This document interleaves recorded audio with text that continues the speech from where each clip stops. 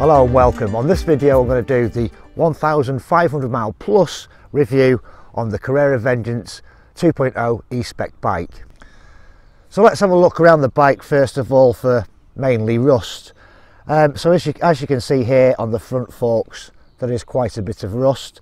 It is only surface rust and it will come off with a light rub of emery cloth and then a little bit of oil, and that's that problem solved. I've also got some rust on the front rotor of the disc brakes, also the rear rotor, and as you can see here the nuts, the axle nuts as well have rusted. The chain, yes, there's a bit of rust on the chain, but that can be sorted with a bit of oil for when I do the next service. So that's the only places really I've got a little bit of rust developing.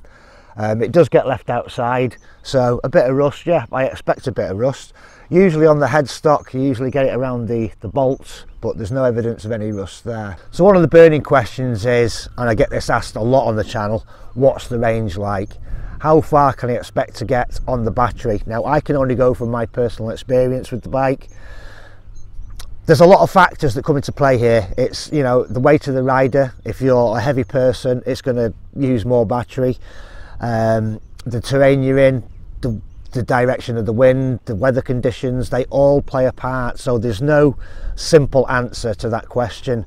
I can just tell you from my experience with the bike what I kind of get out of it. So I ride around in sport mode most of the time. It has 4 modes on this bike. It has an eco mode, a tour mode, a sport mode and a turbo mode. Now the eco mode, you're cycling around at 8 miles an hour. To be honest with you, you could probably walk at a quick pace. That's about the speed you're going to get on that. Theoretically, yes, you could get probably 40 miles in that mode. The next step up from that is tour mode. I don't particularly like the tour mode because it kind of gives you jolts of energy from the battery rather than gives it you in one solid kind of pedal assist. Like I say, I ride around in sport mode most of the time. Now I do 11 miles a day. That's to work and back on one charge, and I've still got usually between 2 and 3 bars on this indicator, not the battery down there, but this indicator. I've usually got 2 to 3 bars left on that indicator. So in sport mode, on the route that I use, which is mainly cycle tracks, so we're talking about flat tarmac in a good conditions like today where there's not much wind, I could probably get about 20 miles out of one charge. Turbo mode I will use if I'm not going very far. That means that when you put it into turbo mode, the power's there all the time and it will keep you at a constant 15.5 miles an hour. Now my indicator goes up to 16, so I would imagine there is a tolerance within the law of plus or minus half a mile an hour or a mile an hour, something like that. But we don't know how well these are calibrated actually, so it could be 15 mile an hour I'm actually doing, but reading 16 mile an hour on the display. So yeah, like I say, in eco mode it's going to annoy you because you can walk at a quick pace faster than that. It does have a walk mode on this bike as well, so when you get your user manual, have a read through it because there is quite some, you know, important information in there, and it'll tell you how to use the walk mode. It's simply you turn the device on, you turn the screen on here, and then I think it's click and hold the bottom button, and then you can walk along with the bike. That's about 3 miles an hour, 3.5 miles an hour. So you have to walk quite quickly with it. Other things to bear in mind is also tyre pressures. If your tyre pressure is low, then you're going to have more contact with the tyre and the surface. You're going to have more drag. So keep them tyre pressures up. Go to the maximum that it says on the tyre to inflate. One little thing that I've done as well is I've put some slime in both tyres. Believe it or not, I've got 5 punches in the back and it's still stayed up. Punches made by blackthorns, so we all know what they are. I just took the blackthorn out. I could see a little bit of the green slime coming through. Pumped the tyre up, everything's fine. Did have a slow puncher in the front, did the same thing, pumped it up, span the wheel, and it stayed up ever since. But I am getting ready to change the tyres out. Like I say, we're 1,500 miles, so the tread's okay still on the tyres, but I would be thinking of replacing the tyres and the 2 inner tubes as well. Now I usually buy inner tubes with the slime already in them.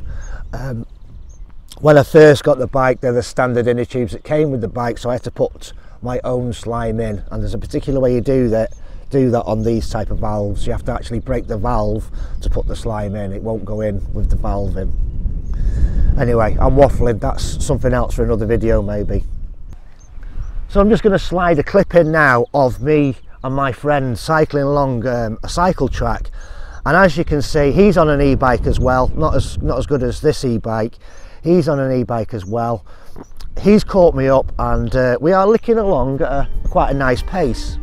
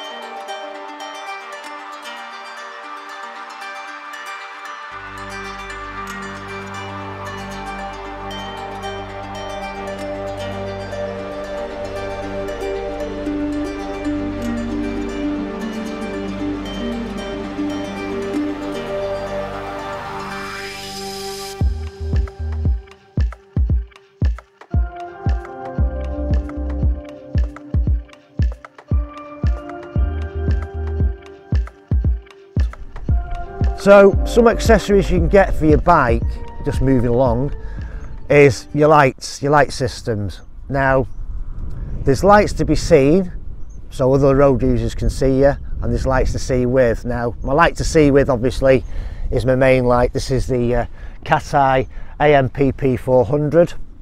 It's a micro USB chargeable torch light, and on full beam it'll last for about 3 hours, but I have it on a beam and a blinker. There's four different settings. I'm not going to bore you with all that. The other lights I've got are these wing lights. These are from Cycle, and you can just see here that how effective they are in the night time. And obviously as well, you need a rear light.